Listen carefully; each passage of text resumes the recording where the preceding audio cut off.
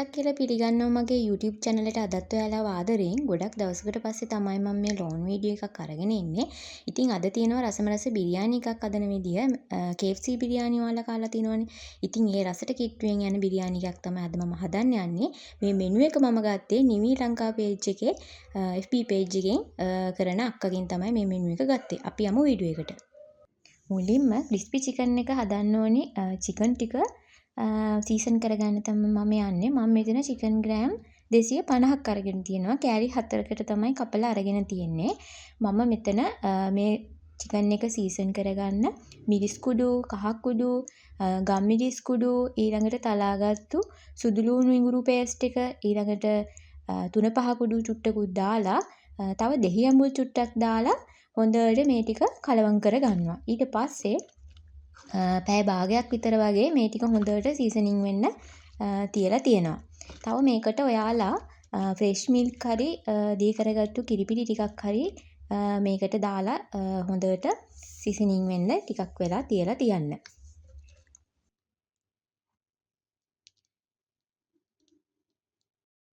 Chicken ටික හොඳට සීසනින් වෙනකම් මම මේ ලෑස්ති වෙන්නේ බිරියානි එකට අවශ්‍ය ග්‍රේවි එක හදාගන්න. ඉතින් මේ ග්‍රේවි එක රසවත් කරන පේස්ට් එක තමයි මම මේ හදාගෙන තියෙන්නේ. මම මේක හදාගත්තේ ඉදුණු තක්කාලි ගෙඩියක්, අමු මිරිස් කරලා, ඊට පස්සේ බැදගත්තු පොඩි චිකන් කෑල්ලක්, චිකන් තඹගත්තු වතුර ටිකක්, මිරිස් කුඩු, ගම්මිරිස් කුඩු දාලා හොඳට මම මේක බ්ලෙන්ඩර් කරලා අරගත්තා. ඉතින් මේකට අවශ්‍ය දේවල් ටිකයි බිරියානි එකට අවශ්‍ය දේවල් ටිකයි ක්‍රිස්පි චිකන් එකට අවශ්‍ය දේවල් ටික ඔක්කොම මම ඩිස්ක්‍රිප්ෂන් බොක්ස් එකේ දාලා දෙන්නම්.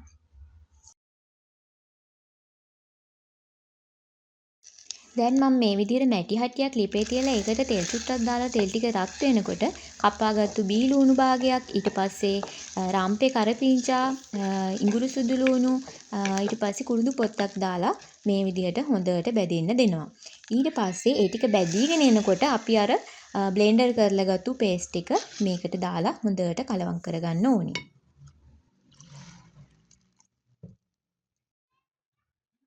ඊළඟට මම මේකට වතුර ටිකක් එකතු කරලා ලුණු චුට්ටකුත් දාලා හොඳට මේක නටන්න දෙනවා. ඉතින් මේකට මම ගම්මිරිස් කුඩු ටිකකුත් එකතු කරා. ඉතින් මේ විදිහට ඊට පස්සේ හොඳට මේක නටලා උතුරව ගන්න ඕනේ. ඉතින් මේ විදිහට උතුරනකොට උතුරලා තෙල් පෑදීගෙන වගේ එනකොට මම මේකට ටිකක් උකු වෙන්න කෝන්ෆ්ලවර් චුට්ටක් දාගන්නවා. ඒක අත්‍යවශ්‍යම නෑ. මම මේක උකු වෙන්න තමයි කෝන්ෆ්ලවර් චුට්ටක් දාලා මේ විදිහට කලවම් කරගත්තේ. ඊට පස්සේ මේක බාන්න කිට්ටුව සෝයා සෝස් ටිකක් එකතු කරගන්න ඕනි. ඉතින් මේ තියෙන්නේ අපි හදාගත්තු ග්‍රේවි එක. මේ බලන්න මේක හොඳ උකුවට තියෙනවා. මේක නිමෙන්න මේ ග්‍රේවි එක උකු වෙනවා.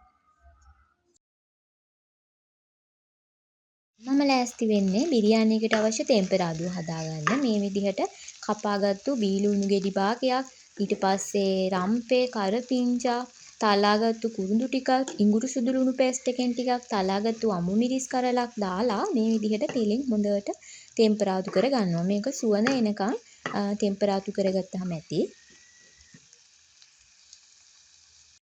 ඊට පස්සේ හදාගත්තු තෙම්පරාදුව මම මේ විදිහට හාල් එකට එකතු කරලා තියෙනවා. ඊළඟට මම මේ හාල් එක උයාගන්නේ චිකන් ස්ටොක් වලින්. කියන්නේ මස් තඹපු වතුරෙන් තමයි මේක උයාගන්නේ. වෙන මුකුත් එකතු කරන්නේ නැහැ.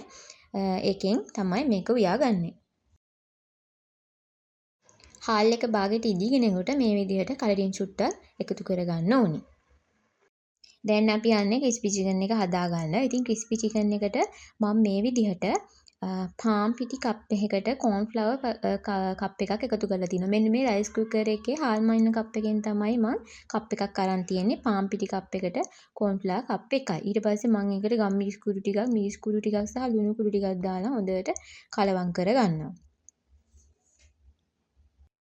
දැන් අපි ඉසන් කරගත්තු චිකන් ටික මේ විදිහට එකින් එක මේ පිටි දැවටුමේ දවට ගමු. ඔක්කොම ටික එකින් එක දවටලා තියමු. මොකද මේකේ සෙකන්ඩ් කෝට් එකකුත් යන නිසා ඉස්සෙල්ලම පාන් පිටි කොන්ෆිටි මික්ස් එකේ දවටලා එකින් එක තියාගමු. ඊට පස්සේ පිටි මිශ්‍රණයෙන් දවටගත්තු චිකන් එක මේ විදිහට කිරිවල දාලා අරගෙන ඊට පස්සේ ආයෙමත් පිටි දැවටුම දාලා ගන්න ඕනි. මම අර කලින් කිව්වේ සෙකන්ඩ් කෝට් එකක් යනවා කියලා. අන්න මේ විදිහට කිරිවල දාලා ඊට පස්සේ ආයෙමත් පිටිවල දාලා ගන්නවා. ඉතින් මේකේ මේ කිරි වෙනුවට අයිස් වතුර තමයි ගන්න ඕනේ. මට මේ අයිස් වතුර නැතුව මං හිතුවා අර මේ චිකන් වලට දාපු කිරි වලින්ම දවටලා ගන්නවා කියලා.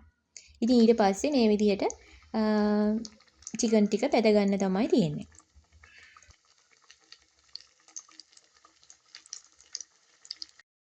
ඉතින් ඔන්න ඔය විදිහට තමයි අපේ බිරියානි එකයි ග්‍රේවි එකයි ක්‍රිස්පි චිකන් එකයි හදාගත්තේ. ඉතින් ඒ රස මේ එන්නේ නැහැ. ඒ වුණාට ඒ රසට කිට්ටු වෙන රසක් එනවා. මම ඉතින් තනියට මිංචි සම්බල්ලේකුත් හදාගත්තා. ඉතින් කලින් චුට්ටක් වැඩි වෙලා පොඩ්ඩක් ඩම්ඩුම් වුණා. ඒ වුණාට ඉතින් අවුලක් නැහැ. රසට තිබ්බා. ඉතින් එහෙනම් මේ රෙසිපි එකට කැමති නම් ඔයාලා try කරලා බලන්න.